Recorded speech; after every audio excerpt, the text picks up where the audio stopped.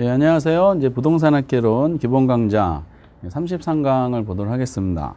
이 33강부터 내용은 그 부동산 그 활동 분야 중에 필요한 어떤 테마를 잡아서 그 별도의 이제 목차를 이제 그 언급하는 겁니다.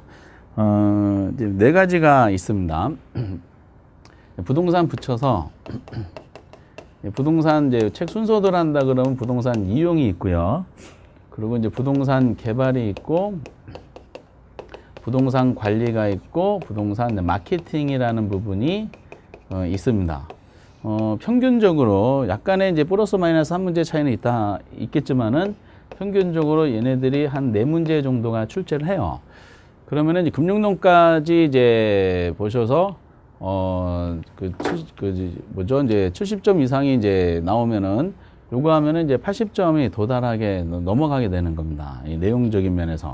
그리고 나머지가 이제 15점짜리 감정평가론이 남아 있습니다. 17.5점이죠.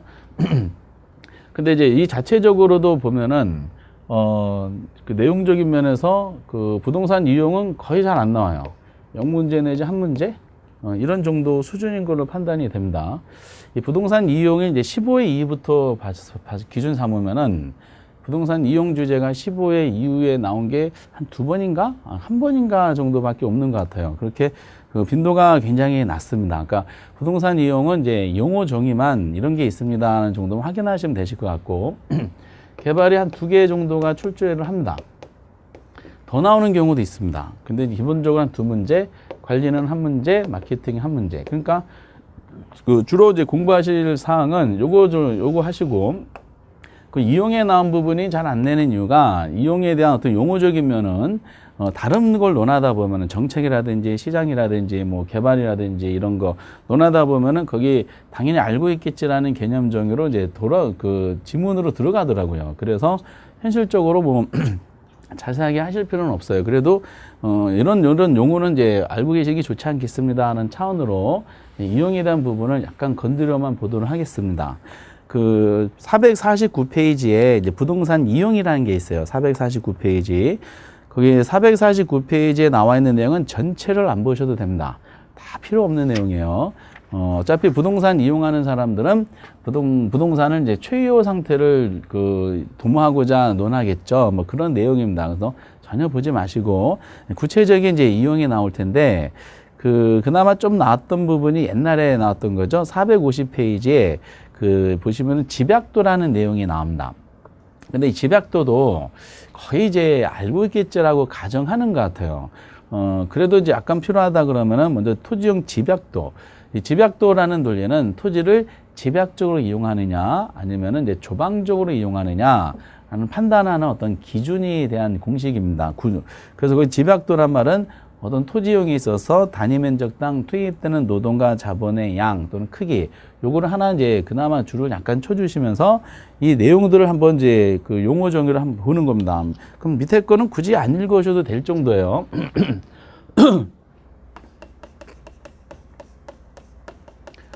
토지용의 이제 집약도라는 게 공식을 보면은 그 단위 면적당 당이란 말이 이제 분수를 말하죠.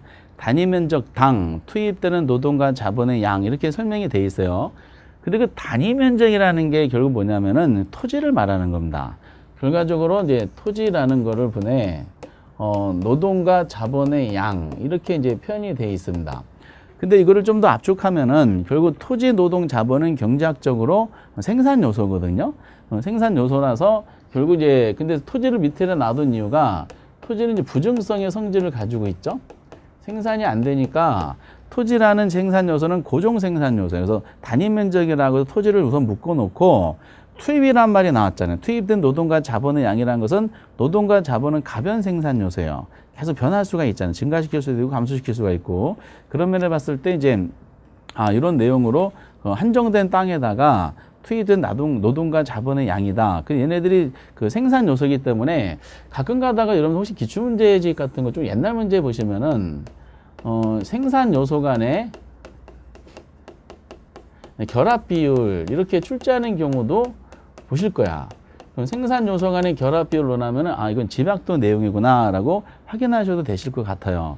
다만 요거를 이제 조금 더 압축을 하면은 어떻게 압축할 수 있냐면은 그 토지라는 고정 생산 요소는 하나인데 노동과 자본은 두 개잖아요. 그러면은 얘를 한번 일정하다고 가정하는 거죠. 일정하다고 가정하면은 결국 밑에 토지라는 생산 요소, 자본의 생산 요소가 1대1로 비교가 되잖아요. 그럼 이거를 이제 어떻게 또 바꿀 수 있냐면은 토지 사용량분의 자본 사용량이다 라고 이제 공식을 바꿀 수가 있어요. 같은 내용이다라는 거죠. 그럼 결과적으로 이제 이 토지용 집약도를 가지고 이 토지를 그 집약적으로 이용하느냐 아니면 조방적으로 이용하느냐 논리거든요. 근데 여기 당연히 토지 사용량이 작으면은 이게 작아지면 어떻게 돼요? 집약도는 높아질 거 아니야. 분모가 작아지면 결과는 커지죠. 또 자본 사용량이 높아지면은 여기 집약도는 높아지겠죠. 때문에 도심지로 올수록 집약도는 더 커질 수밖에 없어요. 도심지로 올수록 집약적 토지용이 되죠. 왜? 도심지는 올수록 땅값이 비싸잖아요. 땅값이 비싸니까 토지 사용량은 작아지겠지. 토지 사용량은 작아지는 대신에 상대적으로 자본 가격은 싸지니까 자본 투입량을 늘리는 거야. 토지는 그래서 최소한 사고 최소한 매입을 한 다음에 자본 사용량을 막 늘린다는 건 건물을 높게 진다는 뜻이죠. 결과적으로 이제 토지를 집약적으로 이용하느냐 조방적으로 이용하느냐는 토지와 자본의 사용량을 어느 걸 더 많이 하느냐. 그때 도심지로 올수록 건물이 고층화되는 현상을 보시면 돼요. 건물이 고층화된다는 것은 땅은 비싸니까 최소 매입하고 상대적으로 자본 투입량을 늘려가지고 건물 높게 진다. 한정된 땅에다가 자본 투입 늘어난다. 집약적 이용이구나. 라는 식으로 해석하시면 됩니다. 이 정도면 돼요. 집약적이라는 것은 이제 때문에 도심지로 올수록 생산 요소 결합 비율은 높아질 수밖에 없어요. 토지에 대해서 자본 투입량이 늘어나니까 결합 비율이 점점 커지게 되더라. 이렇게 해석하시면 됩니다.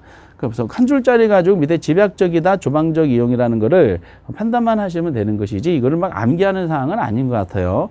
그리고 이제 양가로 2번 내용은 보실 필요 없어요. 도시 토지와 농촌 토지 똑같은 논리니까 보실 필요 없고 양가로 하면 집약 한계하고 조방 한계가 아주 한 20년 전에 나왔던 건데 의미만 파악하면 될 것 같아요. 그럼 도심지로 올수록 그러면은 이제 자본 사용량이 막 높아져요. 그러면은 자본 투입량이 막 무조건 높인다. 건물을 100층, 200층, 300층, 500층, 1000층까지 높인다. 그래서 항상 이윤까지 비례적으로 증가하는 것은 아니라는 거예요. 그러면 토지라는 생산 요소와 자본이라는 생산 요소가 최유 상태가 되려면 얘네들 간에 적절한 결합 비율이 이제 균형이 맞아야 된다는 뜻이죠. 그 과정 중에서 약간 논하는 것이 집약도 내용에서 이제 집약 한계란 말이 있고요. 그리고 조방 한계란 말이 뭐 혹시나 해서 잠깐 보는 겁니다. 이 좀 한계란 말이 좀 어려운 개념이라서 좀 구체적으로 내긴 좀 힘든 것 같아요. 그러면 의미만 아시면 돼. 집약 한계란 말은 이제 한계 비용과 한계라면 단위단 개념이거든요. 한 단위 투자할 때 들어가는 비용. 그리고 거기서 나오는 한계 수입. 한계 비용과 한계 수입이 일치되는 경우의 집약도를 집약 한계라 그래요. 거기서 이제 집약 한계란 말이 나오죠. 첫 번째 줄에 한계 수입과 한계 수입 비용이 일치되는 경우 집약도 이렇게 해놓고 만약에 어떤 토지하고 자본의 결합 비율이 집약 한계에 도달하잖아요. 그러면 이 부동산을 이용해서 나타날 때 이윤이 극대화되는 점입니다. 이윤 극대점이라 그럴까요? 그리고 이제 이 상태가 토지형 집약도 있죠. 집약도의 상한선을 말해요. 이런 논리고, 그럼 집약 한계에 도달하면은 결합 비율이 최유 상태가 도달한 거기 때문에 최고의 이윤을 창출하는 거야. 근데 결합 비율이 이제 집약 한계를 벗어나면 바로 손실은 아니고요. 조방 한계에 도래하는데 조방 한계는 거기 오른쪽 꼭대기에 나온 것처럼 얘는 총 비용과 총 수입이 일치되는 경우에 집약도다라고 하고요. 총 비용과 총 토탈 개념으로 일치가 되면은 거기 첫 번째 줄 나오죠. 총 수입과 총비 일치되는 거. 그러면은 이게 손익분기점이 돼. 쌤쌤이라는 거죠. 그래서 최적의 조건에서 겨우 생산비만 얻을 수 있는 수입을 가지는 집약도다라는 거죠. 쌤쌤이라는 거. 그럼 이건 토지 이용의 하한선이 되는 거지. 그래서 이제 한정된 토지에 자본을 투입한 이윤은 점점 증가하다가 여기가 이제 집약 한계에 도달합니다. 집약 한계를 벗어나면 바로 손실은 아니고 쭉 이제 전체적인 초과에는 줄어들다가 이제 여기에 도달하는 게 이게 조방 한계가 됩니다.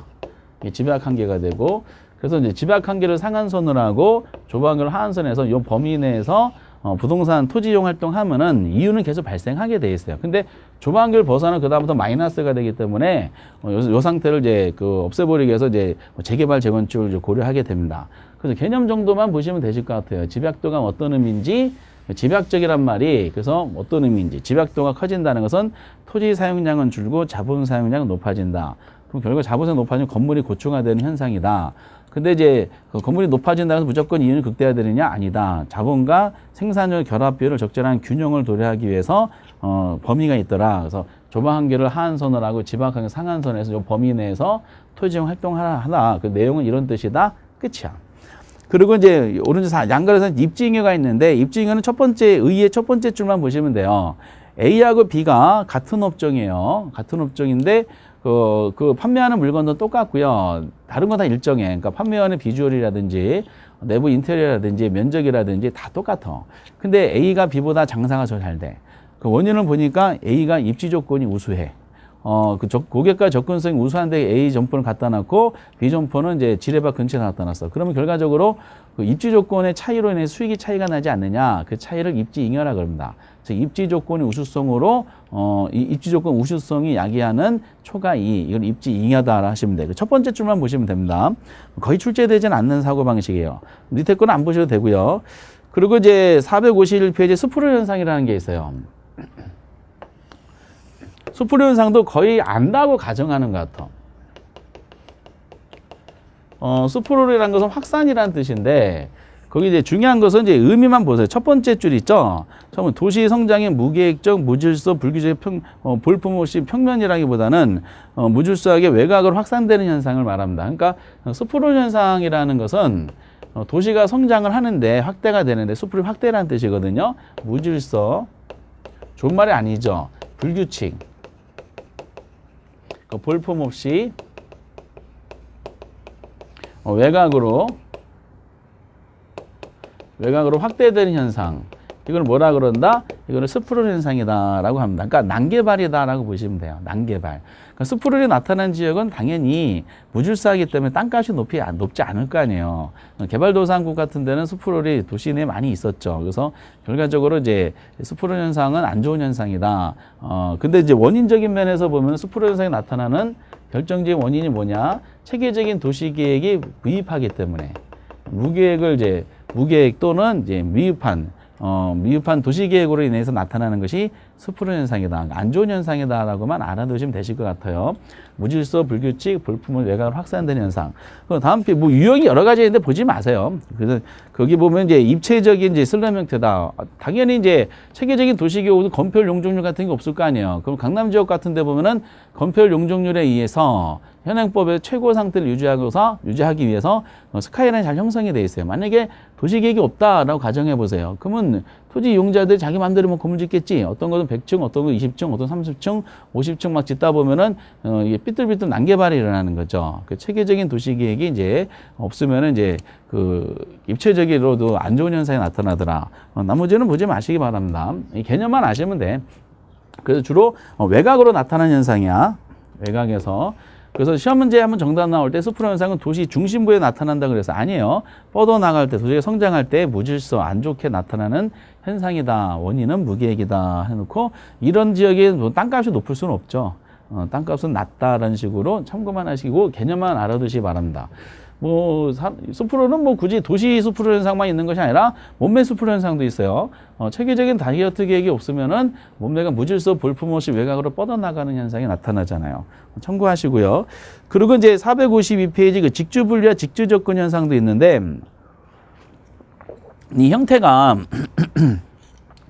옛날에 나왔던 겁니다. 전부 다 1회부터 이제 6회 사이에 출제했던 내용이고. 그리고 이제 6회인가 4회인가 이후로는 단독으로 한 번도 나온 적이 없어요. 의미만 알아두시기 바랍니다. 이렇게 직주 분리하고 직주 접근. 뭐 개념이 등장하죠. 직주 분리란 말은 말 그대로 직장과 주흥간이 분리되는 현상이다. 직주 접근은 직장과 주흥간이 가까이 하는 현상이다라는 식으로 이제 언급이 되는 겁니다. 그 초창기에 나왔을 때가 2번인가 나왔는데 문제가 다 똑같아. 그 원인을 배경으로 이제 나왔었어요. 직주 분리의 원인이 아닌 거 그랬었어요. 그럼 직장과 주흥간이 분리되는 원인이 왜 그럴까?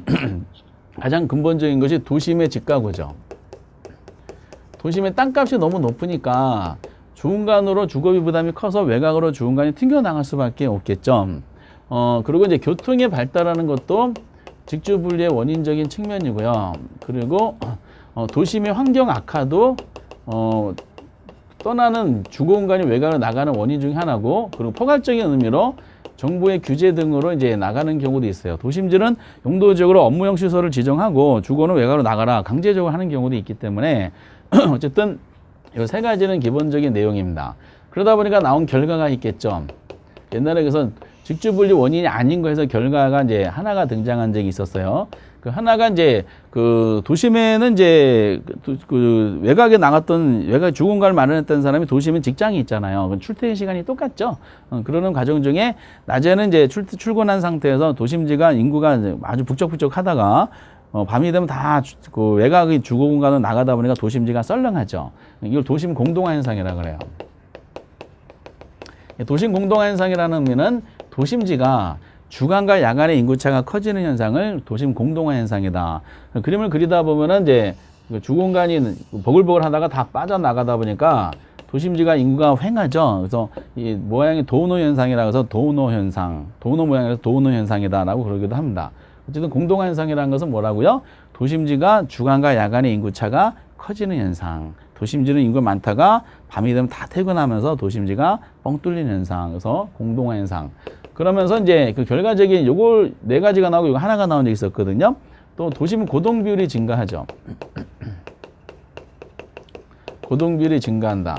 이 도심 고동 비율이라는 것은 이제 몇 군데에서 좀 다르게 이제 그 개념적인 하지만은 우리가 이제 그 도시계획학적으로 따졌을 때 도심 고동 비율이라는 것을 이렇게 이해하시면 되실 것 같아. 단위 시간은 보통 1시간을 잡거든요. 단위 시간당 자동차 통행량을 이렇게 이해하셔도 되실 것 같아요. 그럼 단위 시간당 자동차 통행량이 도심 고동비율을 했을 때 이게 증가한다는 것은 단위 시간당 자동차 통행량이 증가한다는 뜻이다. 그럼 결국 뭐가 유발된다는 거예요? 교통 체증이 유발된다는 거죠. 어느 때? 출퇴근 시간대. 출근 시간과 퇴근 시간이 똑같기 때문에 외곽으로 나갔다 는 동시에 도심이 들어오는 과정 중에 출퇴근 시간에 고동 비율이 증가되더라. 그리고 이제 침상 도시화죠. 외곽이. 영어로 이제 배드타운이라고 그러죠. 이런 내용들이 이제 그나마 나올 수 있는 내용이고, 그런데 이제 이게 직주 접근 현상으로 나타나죠. 분리했던 것이 다시 주공간이 도심으로 들어간다 그래서 직주 접근이다 또는 회귀 현상이다라고 얘기도 합니다. 회귀 현상. 이것도 이제 도심으로 가는 원인 중에 굳이 따진다 그러면은 이제는 이제 외곽도 인구들이 많아지다 보니까 외곽이 도시화가 돼요. 그러다 보니까 도심과 외곽 사이에 집가 수준 차이가 감소하게 됩니다. 그러니까 외곽도 중상층이 살게 되는 일이 발생하게 돼요. 그래서 외곽 이제 도심지로 접근하는 사람들이 이제 도심과 외곽의 이제 집가 차이가 이제 주거비 외곽도 도시화되면서 도심과 외곽 집가 차이가 감소하게 되면서 출퇴근하다 보니까 이제 고동비율이 증가되는 과정 중에 이제 교통 체증이 유발되죠. 교통 체증이 유발되다 보니까 이제 현실적으로 막 짜증나는 거야.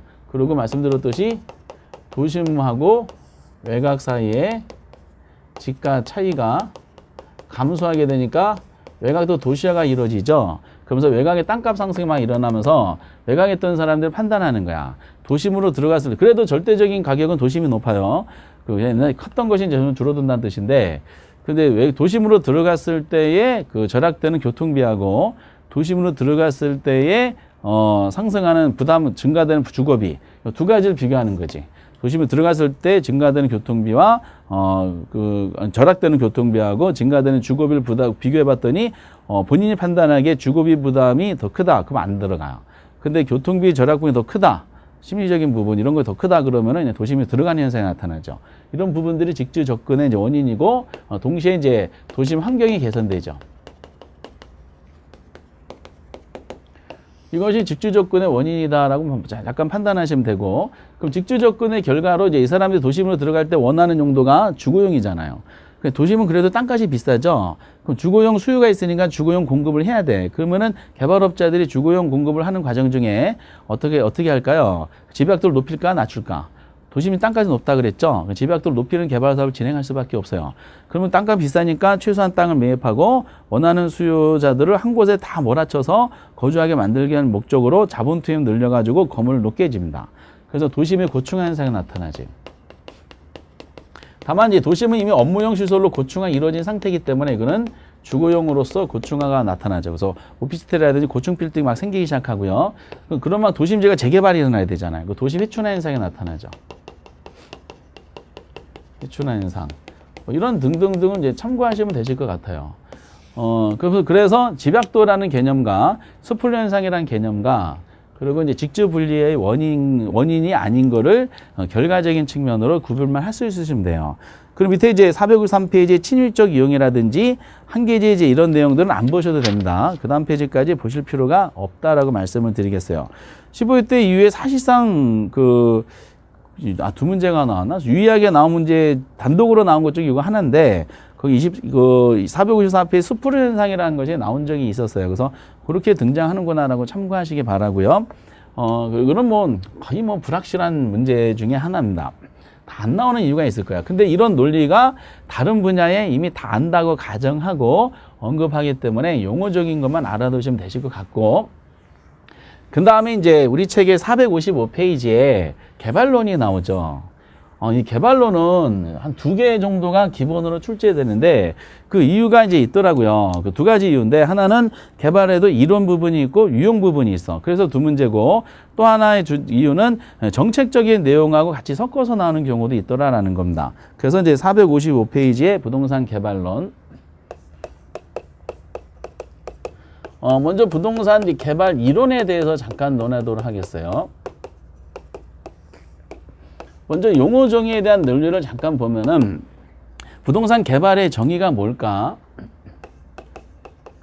학문적인 면에서 뭐라고 설명할 수 있겠지만은 그게 이제 부동산 개발의 의의가 나옵니다. 근데 그 첫 번째 줄에 뭐라고 하는 건 다 의미가 없고 토지를 개량하는 활동이다. 요거 하나만 줄을 쳐주세요.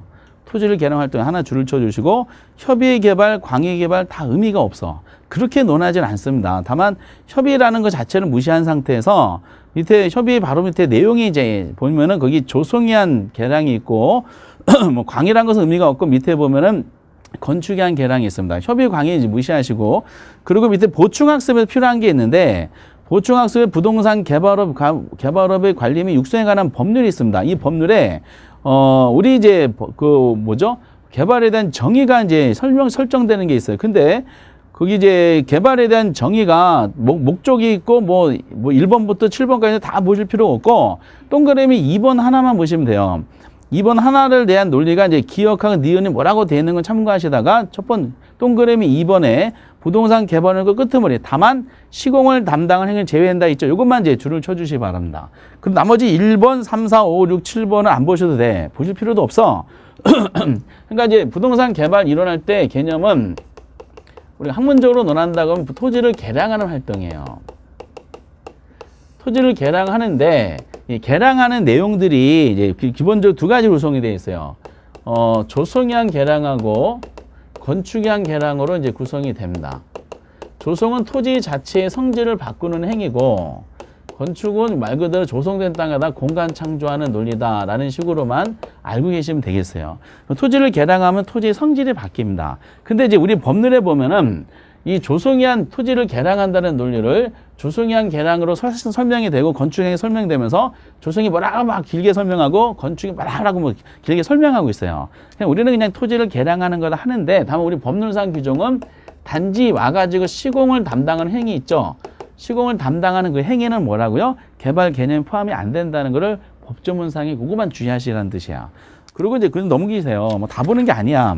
그리고 456페이지 개발 주체가 있는데 당연히 아실 거예요. 공적 주체랑 사적 주체가 있어. 공적 주체는 누군지 아시지? 중앙정부라든지 지방자치단체, 공사 등이야. 사적 주체는 이제 개인이라든지 순수 민간기업이라든지 조합 등이 있거든요.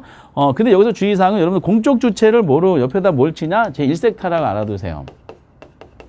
공적 주체가 제1섹터고요. 사적 주체가 몇 섹터겠어요? 2섹터가 돼. 근데 공하고 사가 합쳐진 형태 있죠? 이게 뭐다? 제3섹터야. 이것도 언급한 적이 있기 때문에 그래요. 공적 주체가 1섹타예요. 4가 2섹타. 합쳐진 게 제3섹타다. 그리고 나중에 이제 부동산 개발론에서는 공적 주체한 부동산 개발을 공영 개발, 사적 주체한 부동산 개발을 민간 개발 이렇게 표현할 수가 있습니다. 이건 어차피 구체적으로 들어갈 내용이니까 이런 게 참고하시기 바라고요. 그리고 부동산 개발 형태, 직렬 기본 시행처분 이거 보지 마세요. 이거 의미가 없어요. 일본식 구분 기준이기 때문에 보실 필요가 없고 우리 시험에 나오는 것은 이제 오른쪽 457페이지에 이제 개발 과정이 요걸 아셔야 돼요. 양가로 4번. 양가로 4번 그 바로 밑에 박스 친 거 있거든요. 박스를 별표 쳐주세요. 별표 칠 때 이게 개발 과정이다라고 보시면 돼요. 개발 과정 또는 절차.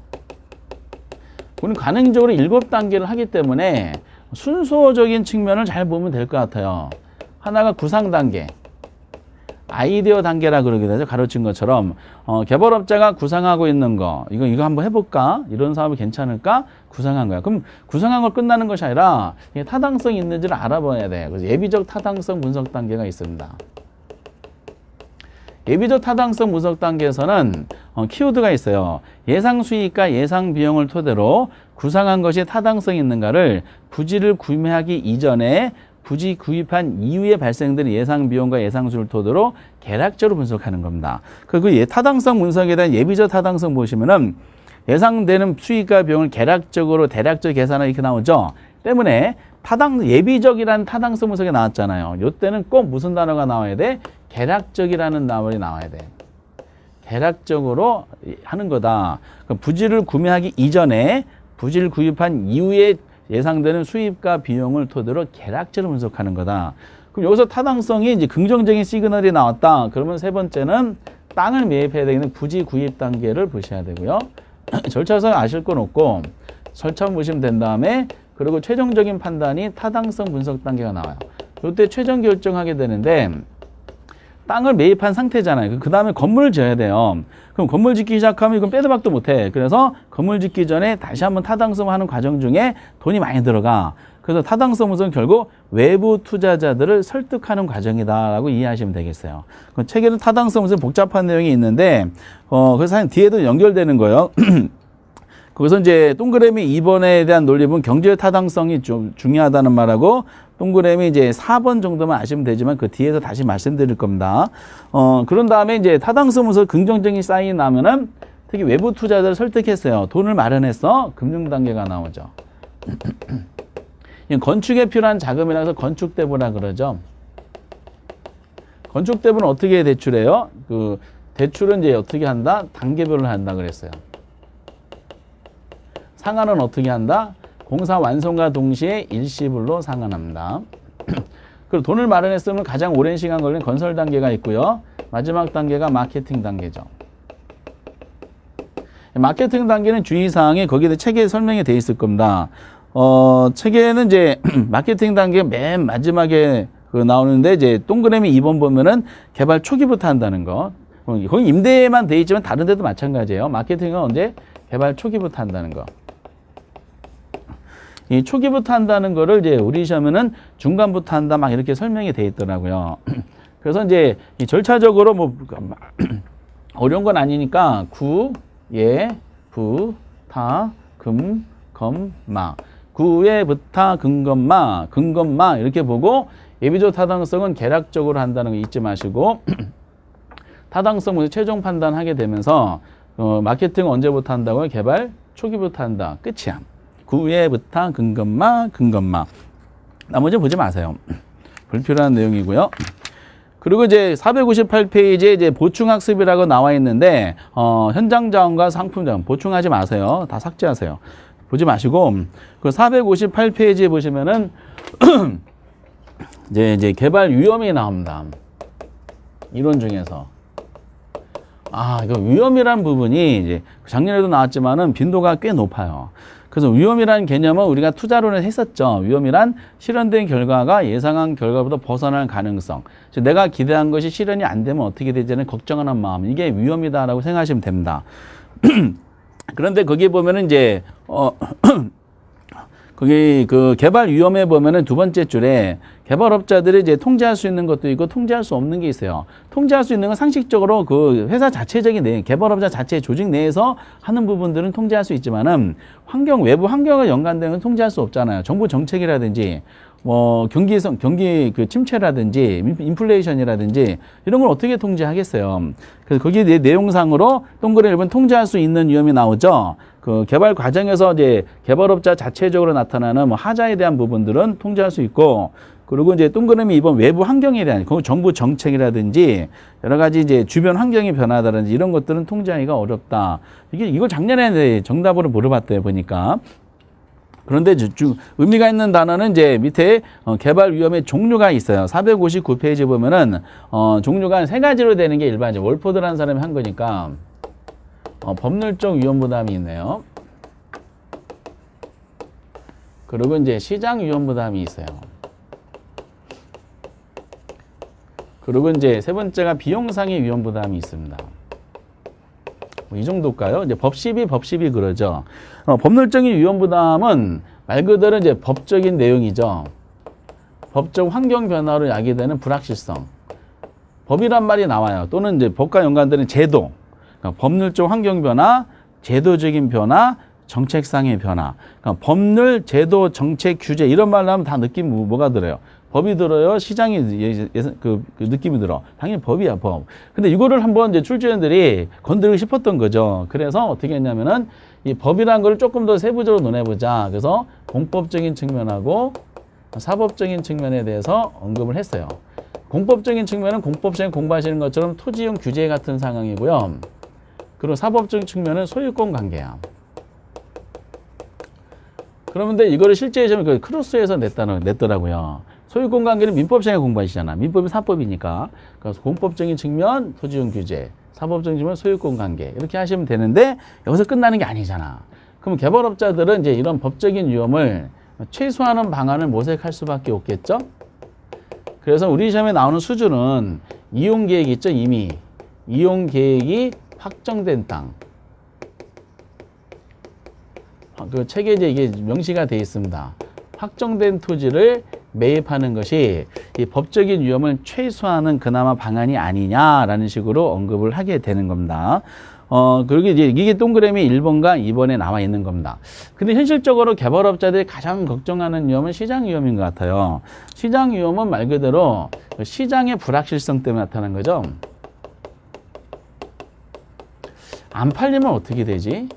많은 시간과 비용을 들여서 이런 절차적인 걸 마련해서 개발 사업을 진행하는데 마지막에 안 팔리면 어떻게 되지? 시장의 불확실성이란 말이 나오죠. 그럼 이건 당연히 시장 위험이 될 수밖에 없더라라는 겁니다. 그래서 거기 이제 뭐라고 나와 있는 내용들은 읽으실 거는 별로 없어요. 거기서 이 내용들이 뒤에서 어차피 다 나오는 거니까 그래서 네 번째 줄에 보시면은 세 번째 줄에 끄트머리 이처럼 시장의 이제 불확실성인 개발업자에게 지우는 부담은 뭐라 그런다? 시장 위험이다. 이거 하나 알아두시고 그리고 그나마 동그라미 세 가지 중에 그냥 보실 거 동그라미 3번만 보시면 돼. 개발사 이게 나온 적이 있었으니까 개발사업이 완성되기 전에 그 부동산 매수한 자의 위험은 시장 위험은 완성에 가까울수록 점점 감소하고 가치는 상승. 이것만 알아두시면 됩니다. 그러니까 시장 위험에 대한 불확실성을 실제한 실제 사례예요, 사례. 그 사례 보면은 이제 이거 그림을 그려가지고 하셔야 되는데 그 내용들 그냥만 암기하는 것이 아니라 왜 그렇게 될 수밖에 없는 구조인지를 확인하는 거죠. 이게 그림이 이제 이렇게 되는 경우가 있고요. 이렇게 잘못 그렸나? 이렇게 되고 이렇게 되는 그림이 있어요. 그러면 점점 이게 횡축이 뭐냐면 공사 완공률이고요. 그 종축은 뭐냐면 개발 사업의 위험하고 개발 사업의 가치를 잡아요. 그 그래프가 두 개 나와. 완공률이 0%에서부터 이제 100%까지 이루어진다. 그럼 완성에 가까울수록 점점 줄어드는 위험이 있죠. 이게 뭐다? 이게 위험이 점점 줄어들어요. 근데 점점 증가하는 거 있죠. 이게 개발 사업의 가치가 증가합니다. 근데 이 그래프가 누구 입장에서 논한 거예요? 이 그래프가 매수자 입장에서 논하는 겁니다. 매수자 입장이라는 걸 기억해 주세요. 왜냐하면 그 매수한 자, 개발업자가 매수한 자에 대한 논리죠. 그럼 개발업자가 아니라 매수자 입장을 봤을 때 매수자가 완성도 되기 전에 부동산을 산 거야. 그럼 이후에 안 팔릴 거에는 걱정을 하면 누가 떠안는 거야? 매수자가 떠안는 거예요. 그래서 위험이 커. 대신에 완성에 가까우면 가까울수록 이 말이 무슨 뜻이다? 나중에 살수록이야. 매수자 입장에서. 나중에 살수록 완성된 다음에 사는 거니까 안 팔릴 거야 불확실성 위험은 줄죠. 대신에 비싸게 사야 돼. 이런 내용이 다 매수자 입장입니다. 그럼 여기서 끝나는 것이 아니라 책에는 설명이 안 돼 있지만은 그럼 개발업자들은 이 시장 위험을 최소화시켜야 되잖아요. 최소화시키기 위해서 어떻게 한다? 미리 팔아버리는 거야. 그 선분양을 선호합니다. 그래서 초기에 매각 또는 임대하는 거죠. 요거를 최소화시키게 노력하는 거야. 그래서 마케팅은 개발 초기부터 하는 겁니다. 연결이 되는 거야. 마케팅 초기부터 해서 미리 다 팔아버려야 돼. 그래서 초기에 매각 또는 임대하는. 그럼 초기에 매각 또는 임대하면 어떻게 되겠어요? 시장 위험이 있죠. 시장 위험을 누가? 개발업자가. 누구한테? 시장 개발 누구한테? 매수자에게. 뭐 하는 거예요? 전가시키는 거지. 이런 내용이다라고 보시면 돼. 떠넘기는 거야. 그러다 보니까 이제 처음에 매수자가 사면은 개발업자가 시장을 다 떠넘겼기 때문에 위험을 많이 부담할 수밖에 없습니다. 매수자 입장에서는. 만약에 나중에 팔면은 그 과정 중에 개발업자 다 부담해야 되니까. 그러다 보니까 이제 개발업자는 시장을 최소화시키기 위해서는 미리 팔아버리는 거죠. 비용상의 위험이 있습니다. 비용상의 위험은 이제 공사 기간이 장기가 될수록 타당성 분석에서 예상했던 비용보다 더 많이 발생할 수 있잖아요. 공사 기간이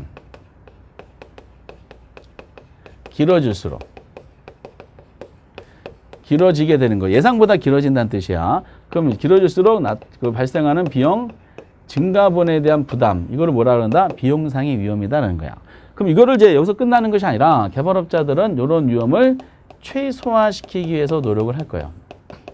그럼 개발업자는 시공사한테 공사를 맡겼어요. 그러면 이제 6개월 기간 동안에 100억 가지고 공사를 완성시켜달라. 근데 이제 예상하지 못했던 충격으로 공사액이 연장됐어. 그 추가적으로 발생되는 비용은 개발업자인 시행사가 부담이 아니라 시공사가 당신이 부담하라는 식으로 떠넘기는 거죠. 이게 이제 최대 가격 보증 계약을 체결하는 거예요. 공사비는 최대 가격을 보증 계약을 체결해서 이 보증 금액 범위 내에서 개발 사업을 완성시켜달라라는 거죠. 요거는 비용상임을 최소화하는 방식이고 초기에 매각 임대하는 것은 시장임을 최소화하는 방식이고 이 확정된 땅을 매입하는 것은 법률적임을 최소화하는 방식이다라는 건데 이 두 가지는 언급이 됐는데 요거는 아직 나온 적이 없더라라는 겁니다. 그래서 이런 법시비라는 위험들을 잠깐 이제 생각을 해주시기 바라고요. 그런데 이제 개발 이론의 사실상의 에이스는 이론에서 밑에 459페이지 보면 개발의 타당성 분석이에요. 개발 사업의 타당성 분석. 개발업자가 개발하고자 하는 부동산 개발 사업의 타당성 분석. 그래서 이걸 줄여가지고 뭐라 그러냐? 부동산 분석이라 그럽니다. 여러분들이 그래서 부동산 분석이 밑에 절차가 화살표로 되어 있죠. 지역경제, 시장, 시장성, 타당성, 투자 분석이 되어 있는데 그 다음 페이지 460페이지 보시면은 지역경제, 시장, 시장성, 타당성, 투자 분석 요 5가지를 별표 쳐주시고요. 그리고 맨 밑에 양가로분의 시장 분석과 경제성 분석은 삭제하세요. 이거 안 보셔도 돼. 요즘 이렇게 내진 않고 5가지로 냅니다. 오른쪽 보충학습은 뭐냐면 참고만 한번 보세요. 실무적인 내용인데 가끔 이렇게 나오는 경우가 있습니다. 그래서 여러분 공법 공부하시고 민법 공부하시고 세법 공부하시고 나서 다른 과목을 다 공부하시고 나서 이제 학교는 또 공부하시다 보면은 이건 당연한 말이 될 거야. 그리고 경험치가 우러나는 것이지. 그래서 이거를 일부러 암기해서 푸는 것이 아니라 읽어보시면서 그 당연한 거 아니냐라는 식으로 생각하는 겁니다. 그러면 이제 여기서 이론의 에이스는 뭐냐면은 460페이지에 대한 그 논리입니다. 아주 간략하게 되어 있기 때문에 공부 부담은 많지 않으실 것 같아요. 그 부동산 분석 절차가 첫 번째는 지역경제 분석에 나옵니다. 이 지역경제 분석을 논할 때는요, 개발업자들이 거기 보면은 대상 지역이란 말이 나와요. 개발업자들이 개발하고자 하는 지역은 정해져 있어요. 만약에 어떤 개발업자들이 이제 만약에 노량진 지역에 개발 사업 한다, 뭐 과천에서 한다, 세종시에서 한다, 강남에서 한다 이런 개발 지역은 정해져 있어요. 특정 지역은 나와 있어요. 대상 지역이라 그럴까요? 대상 지역. 대상 지역은 이제 결정이 됐는데 다만 이 대상 지역에서 무슨 사업 할지가 결정이 안 된 거야. 이 사업 노량진에서 뭘 해야 되나? 원룸 사업해야 되나, 뭐 점포를 해야 되나, 아니면 아파트를 줘야 되나, 학원 사업해야 되나, 고민이 많은 거예요. 그러다 보니까 이제 뭘 하는지 알기 위해서는 자료가 수집될 필요가 있어요.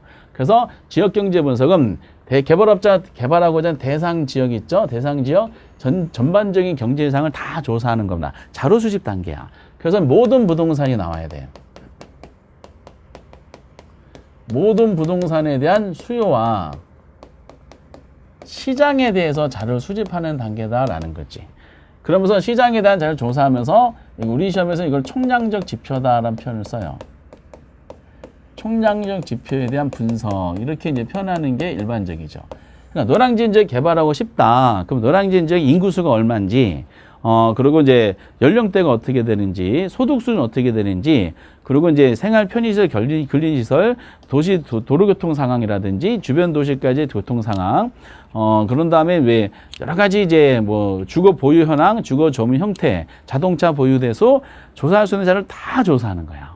다. 그래서 대상 지역 전체에 대한 모든 부동산이란 말이 나온 거죠. 모든 부동산에 대한 수요하고 시장이야.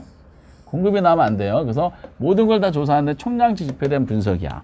그럼 지역경제 분석을 통해서 자료가 수집되면은 이 노량진이라는 지역에서는 이런 사업이 괜찮구나라는 것이 등장하게 돼 있어요. 그 다음 단계가 뭐냐면은 시장 분석이 나옵니다.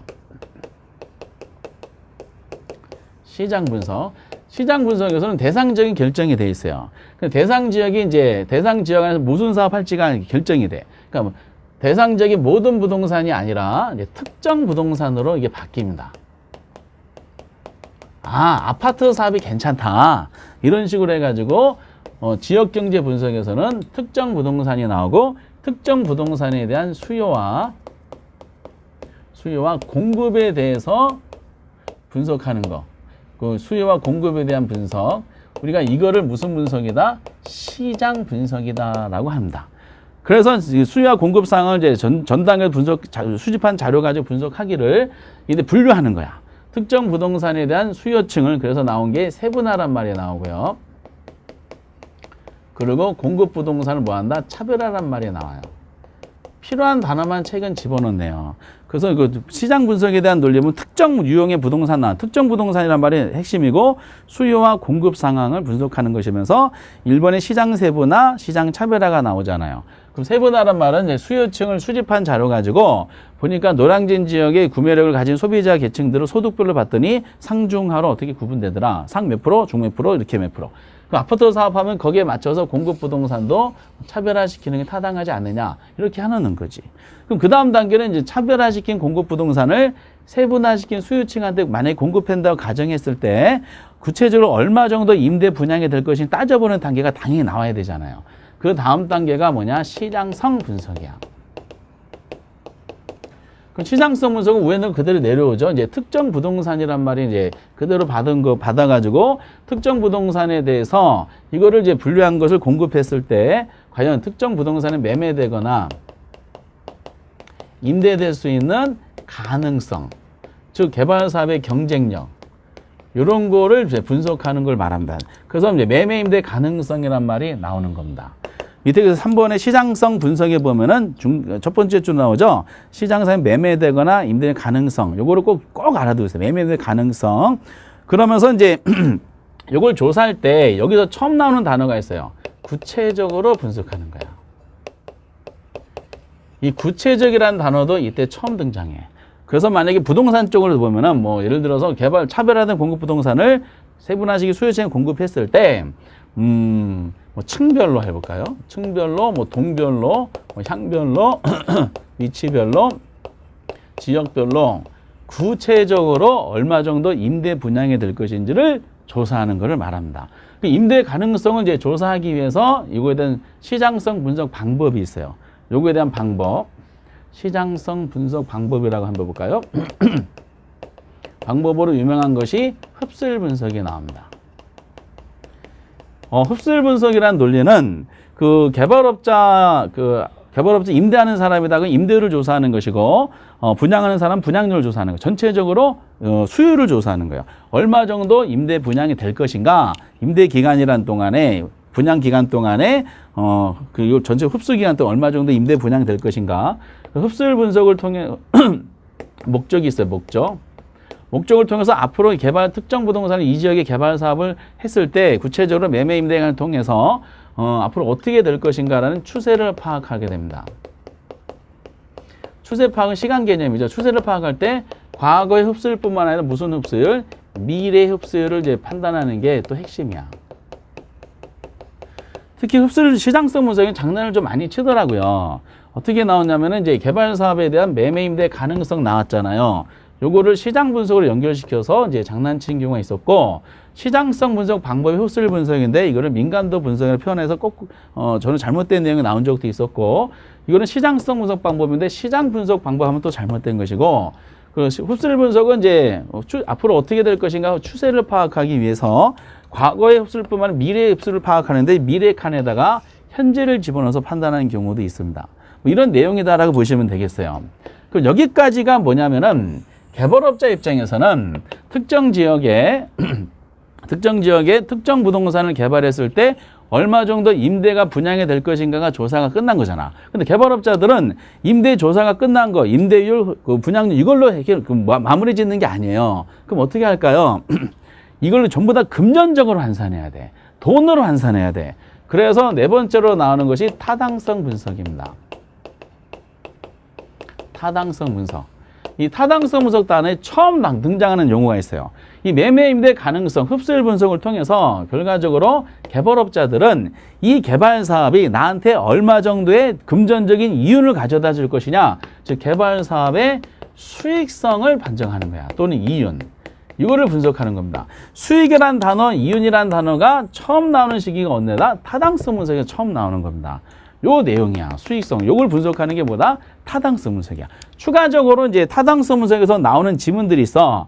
타당성 분석에 대한 논리를 필 때는 추가적인 내용들을 잠깐 보면은 타당성 분석에서는 법률적 타당성, 경제적 타당성, 그리고 기술적 타당성. 지금 무슨 개념이냐? 복합 개념을 하는 거야. 근데 이 중에서 가장 중요한 게 당연히 돈이죠.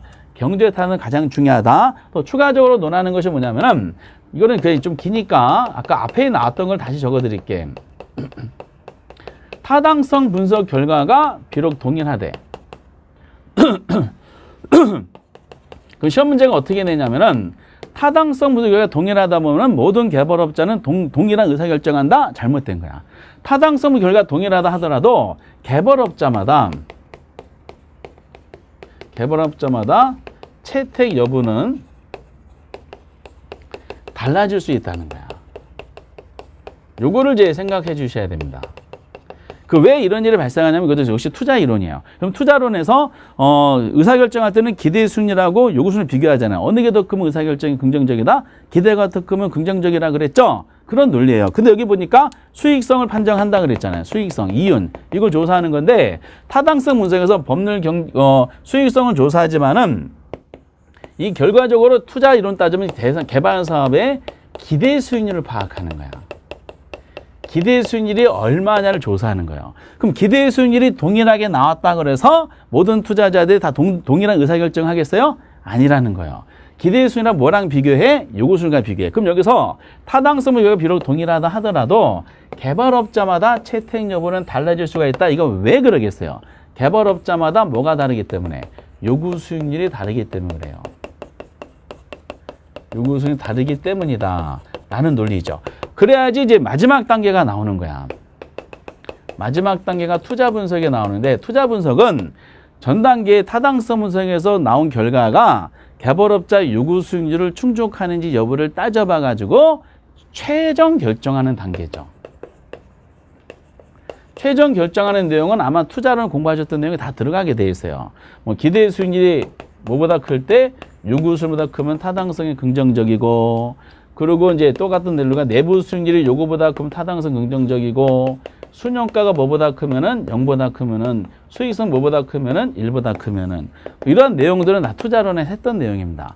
그래서 이게 하도 많이 나와가지고 이론의 핵심이죠. 이걸 유명하다 그래서 GCC 타투 이렇게 얘기합니다. GCC 타투, GCC 타투. 이게 지역경제, 시장분석, 시장성 분석, 타당성, 투자 분석. 그런데 현실적으로는 거의 다 CC타 여기서 정답이 거의 다 나와버려요. 시장 분석에 대한 내용과 시장성 분석에 대한 내용과 타당성 내용에서 거의 정답이 나와버리다 보니까 지역경제 분석하고 투자 분석 내용은 보기를 가끔 구성하긴 하지만은 정답 체크는 거의 안 나오더라라는 겁니다. 그럼 개발 이론에 대한 부분은 지금 보신 것처럼 의의상에 나오는 그 이런 약간의 개념하고 그 절차, 구의 부타 근검마 이런 논리 이렇게 적어드린 것만. 그리고 이제 위험이 이제 작년에 정답이 했지만은 위험이 법시비가 있더라. 이런 내용들이 이제 최소화하는 방안이 뭐가 있는 것까지. 그리고 부동산 분석에서 지시시타투가 있는데 이 시시타에서 정답이 대부분 출제가 되더라. 라는 식으로 뭐 정리하시면 끝나게 되는 겁니다. 그래 놓고 이제 그 다음 단계가 이제 개발 유형이 들어가는데 개발 유형은 다음 강좌에서 한번 살펴보도록 하겠어요. 뭐 단순한 내용이기 때문에 금융론 지나면은 투자론 지나면은 나머지는 그냥 그 부드럽다라고 생각하시면 돼요. 감정평가 제외하고는. 여기까지 하고 다음 시간에 이제 부동산 개발 그 유형에는 어떤 것이 있는지를 한번 살펴보도록 하겠습니다. 여러분들 수고하셨습니다. 감사합니다.